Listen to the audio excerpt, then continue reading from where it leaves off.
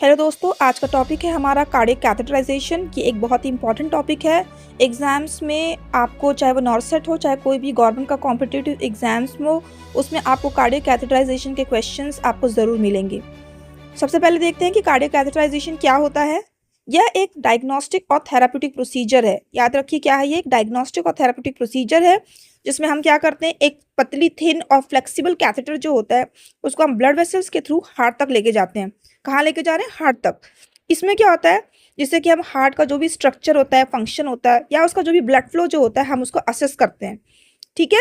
हमने क्या किया, एक फ्लेक्सिबल ट्यूब जो है वो ब्लड वेसल्स के थ्रू हार्ट तक लेकर गए, और उसके बाद हमने उसकी जो भी हार्ट की जो भी स्ट्रक्चर, फंक्शन और ब्लड फ्लो जो है, हमने उसको असेस किया। This is known as cardiac catheterization. Next, indications कब कर सकते हैं हम? जब कोरोनरी आर्टरी डिजीज है, या हार्ट वेल्व में अगर कोई प्रॉब्लम है, डिजीज कंडीशन है, या असेस करना है हमको कंजेनाइटल हार्ट डिफेक्ट, यानी कि अगर एएसडी है, वीएसडी है, उस कंडीशन में।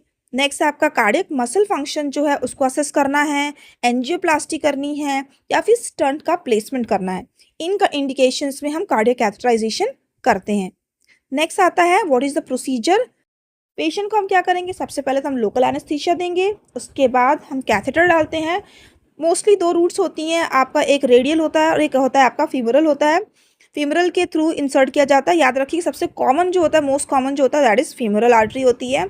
फिर नेक्स्ट होता है कैथेटर, जो होता है हम किसके गाइडेंस में डालते हैं?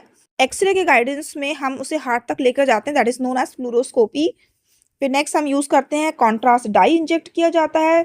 क्यों करते हैं हम? ताकि हम एक्सरे इमेजेस में ब्लड वेसल्स और हार्ट चेम्बर्स को अच्छे से देख सकें। नेक्स्ट होता है आपका प्रेशर मेजरमेंट करना है, ब्लड सैंपल्स लेते हैं हम, और एंजियोग्राफी की जाती है। This is all about the procedure. समझ में आया? एनेस्थीसिया दिया, कैथेटर डाला, आपने क्या बोलते हैं, कैथेटर कौन सी साइड से डालना है वो देखा आपने, एक्सरे गाइडेंस देखा, कंट्रास्ट टाइट डाला, और बाकी जो नॉर्मल रूटीन से like blood pressure, pressure measurement और एंजियोग्राफी, सारी चीज़ें आपने कर ली। नेक्स्ट होता है आपका प्री प्रोसीजर नर्सिंग केयर। आपको पता ही होगा क्या करना है हमको। सबसे पहला काम, very important, you have to take history और कंसेंट लेना है। मोस्ट इंपॉर्टेंट, क्योंकि हम इसमें क्या यूज़ कर रहे हैं भाई, कंट्रास्ट डाल रहे हैं, तो वी शुड नो कि एलर्जी तो नहीं है, हम स्पेशली आयोडीन के लिए या कंट्रास्ट डाई के लिए तो नहीं है, क्योंकि इसके एग्जाम में क्वेश्चन पूछता है कि पर्टिकुलर पेशेंट को आपको एलर्जी तो नहीं है कंट्रास्ट डाई से। एंड वेरी इंपॉर्टेंट, आपको फास्टिंग में रखना है, एनपीओ रखना है, that is for 6 to 8 hours के लिए। ये भी एग्जाम में क्वेश्चन आता है इसके रिगार्डिंग। नेक्स्ट आपका baseline vital signs check करना है, और आईवी लाइन जो होती है उसको सिक्योर करना है। This is all about pre procedure. Next है आपका पोस्ट प्रोसीजर में हम क्या कर सकते हैं। वेरी इंपॉर्टेंट, पोस्ट प्रोसीजर में आपको जो भी पंक्चर साइट है, जहाँ पे हमने आईवी सिक्योर किया हुआ था, वहाँ पे ब्लीडिंग या हीमोटेमा तो नहीं है, वो हमको देखना है, पंक्चर साइट देखना है, वाइटल साइन चेक करने हैं हमको, बीपी, पल्स, रेस्पिरेशन देखना है, बेड रेस्ट देना है हमको 4 to 6 आवर्स के लिए देना है। स्पेशली फीमरल रूट जो होती है उसको हमको, अगर फीमरल रूट से दिया गया है तो लेग जो होती है, पैर जो होती है, उसको स्ट्रेट रखना है हमको। फ्लूइड इनटेक को बढ़ा देना है, क्योंकि जो भी कॉन्ट्रास्ट डाइट जो दी हुई है उसको फ्लश आउट बाहर निकालने के लिए हमको ऐसा करना पड़ेगा।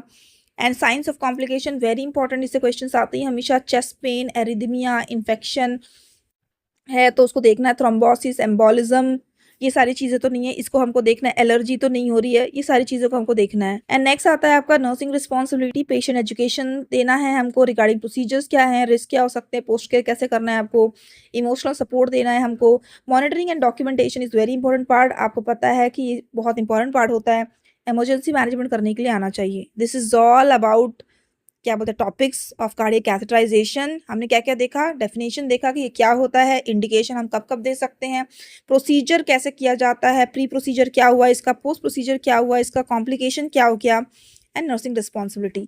ये एक शॉर्ट में हमने कार्डियक कैथेटराइजेशन के रिगार्डिंग हमने पढ़ाई कर ली है कि इसमें क्या क्या चीज़ें होती हैं और क्या क्या चीज़ें नहीं होती। अब हम देखते हैं कि इस कार्डियक कैथेटराइजेशन से पॉसिबल एमसीक्यूज क्या हो सकते हैं जो एग्जाम्स में आपके आते ही हैं। ठीक है, चलिए स्टार्ट करते हैं। सबसे पहला क्वेश्चन है हमारा कि कार्डियक कैथेटराइजेशन के लिए सबसे कॉमन वैस्कुलर एक्सेस साइट जो होती है वो कौन सी होती है। तो आपके ऑप्शन कुछ इस तरीके से दिए गए हैं। पहला फीमरल आर्टरी, दूसरा रेडियल आर्टरी, तीसरा ब्रेकियल आर्टरी, और चौथा सब क्लेवियन आर्टरी। ये हम पढ़ चुके हैं दोस्तों। सबसे मोस्ट कॉमन जो होता है वो कौन सी आर्टरी है जिसका हम इस्तेमाल करते हैं। वैसे देखा जाए तो रेडियल आर्टरी भी है जिसका हम ज़्यादा इस्तेमाल करते हैं, लेकिन सबसे मोस्ट कॉमन जो होती है वो है आपकी फीमरल आर्टरी। क्यों फीमरल होती है? क्योंकि ये क्या होती है, थोड़ी सी बड़ी होती है, और इसको एक्सेस करना भी ना बहुत आसान होता है। दैट इज़ द रीज़न कि मोस्ट कॉमन जो है वो फीमोरल आर्टरी है, ये आप याद रखिएगा। क्वेश्चन नंबर 2, कार्डियक कैथेटराइजेशन में किस डिजीज को डायग्नोस करने के लिए होता है? क्यों यूज करते हैं भाई? पहला ऑप्शन है हाइपरटेंशन के लिए, ऑप्शन बी है कोरोनरी आर्टरी डिजीज के लिए, ऑप्शन सी है एरिथमियास के लिए और ऑप्शन डी है आपका पेरिकार्डाइटिस के लिए। ये हमने सबसे स्टार्टिंग में ही पढ़ा था, आपका पर्पस या इंडिकेशन जब हमने देखा था कि मोस्टली यूज किया जाता है, इसका आंसर होगा option B coronary artery disease. क्यों? ये क्या करता है, कोरोनरी आर्टरीज में जो भी ब्लॉकेज होता है या जो भी एबनॉर्मलिटी होती है वो उसको डिटेक्ट कर लेता है। ठीक है, तो आंसर होगा आपका coronary artery disease. Next question, cardiac catheterization का मेजर कॉम्प्लिकेशन क्या है? ये आप एकदम याद रखिए, इसके क्वेश्चन हमेशा आते हैं। आपका ऑप्शन है deep vein thrombosis, pulmonary embolism, myocardial infection and haemorrhage at puncture site. एकदम कुछ सोचने का जरूरत नहीं है, इसका करेक्ट आंसर होगा that is option D, haemorrhage at puncture site. क्यों होता है? ये सबसे मोस्ट कॉमन है, क्योंकि क्या होता है कि हम एक्सेस साइट पे ब्लीडिंग या हेमोरेज जो होता है बहुत ही कॉमन कॉम्प्लिकेशन है। और इसके अदर कॉम्प्लिकेशन जो भी थे वो मैंने आपको बताए हुए हैं कि लाइक एरिथमियास है, इन्फेक्शन है। ठीक है, आपका नेक्स्ट क्वेश्चन, कार्डियक कैथेटराइजेशन के दौरान कोरोनरी आर्टरीज को विजुअलाइज करने के लिए क्या इंजेक्ट किया जाता है? बताइए क्या इंजेक्ट करते हैं? ये मैंने आपको बताया है। देखिए ऑप्शन है saline, contrast dye, heparin and lidocaine. इसका आंसर क्या होगा? Of course is option B that is contrast dye. क्या करते हैं हम लोग? कंट्रास्ट डाई जो होता है वो इंजेक्ट करते हैं ताकि आर्टरीज जो होती हैं वो एक्सरे, याद रखिए एक्सरे दैट इज फ्लूरोस्कोपी में क्लियरली दिखे, जिससे हम जो भी ब्लॉकेज है उसको अच्छी तरीके से एक्सेस या असेस किया जा सके। करेक्ट है। नेक्स्ट है आपका, कार्डियक कैथेटराइजेशन में कौन सी finding significant coronary artery disease दिखाती है? मतलब कैसे पता चल जाएगा कि कुछ प्रॉब्लम है? अगर जैसे कि ऑप्शन है आपका 10% स्टेनोसिस है, 30% स्टेनोसिस है, 50% स्टेनोसिस है और 70% स्टेनोसिस है। स्टेनोसिस का मतलब क्या होता है? आपकी जो भी आर्टरीज जो होती हैं वो क्या होती है, नैरो हो जाती हैं, उसको हम लोग बोलते हैं स्टेनोसिस। ठीक है, अब नैरो हो जाएगी तो क्या हो जाएगा, प्रॉपर तरीके से सर्कुलेशन नहीं होगा। सर्कुलेशन नहीं होगा तो क्या हो जाएगा, आपको इमीडिएट आपको इंटरवेंशन की ज़रूरत होगी। तो 70% मतलब ज़्यादा नैरोविंग हो जाएगा। समझ में आया? तो आंसर क्या है इसका? Option D, 70% stenosis. Next question, इनमें से कौन सा कार्डियक कैथेटराइजेशन का इंडिकेशन नहीं है? याद रखिए मैं पूछ रही हूँ कि इंडिकेशन नहीं है। ठीक है, evaluation of chest pain, assessment of valvular heart disease, routine screening in asymptomatic individuals और measurement of intracardiac pressure। इसका आंसर होगा, आई थिंक आपको पता होना चाहिए, that is option C, that is routine screening in asymptomatic individuals. क्यों? क्योंकि asymptomatic person है उसके लिए हम कार्डियक कैथेटराइजेशन बिल्कुल सजेस्ट नहीं करते हैं, क्योंकि ये क्या होता है, एक इन्वेसिव प्रोसीजर है और इसमें रिस्क होता है।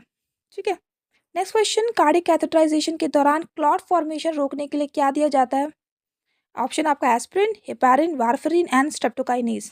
ये मेरे ख्याल से हम लोग जब बीएससी के फर्स्ट उसमें रहते हैं तभी हमको सिखाया जाता है कि भाई अगर कोई क्लॉट फॉर्मेशन हो गया, कुछ हो गया तो हमको क्या देना होता है, दैट इज हेपारिन। तो answer is option B, heparin. क्यों देते हैं?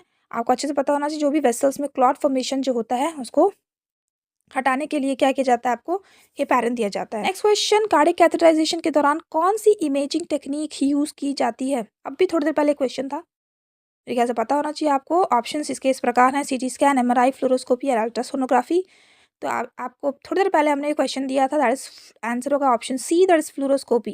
फ्लोरोस्कोपी में क्या होता है, हम एक्सरे इमेजिंग के थ्रू कैथेटर जो भी कैथेटर डाई को हार्ट वेसल्स में देख। नेक्स्ट क्वेश्चन है, कार्डियक कैथेटराइजेशन के लिए कौन सी कंडीशन कॉन्ट्राइंडिकेशन है?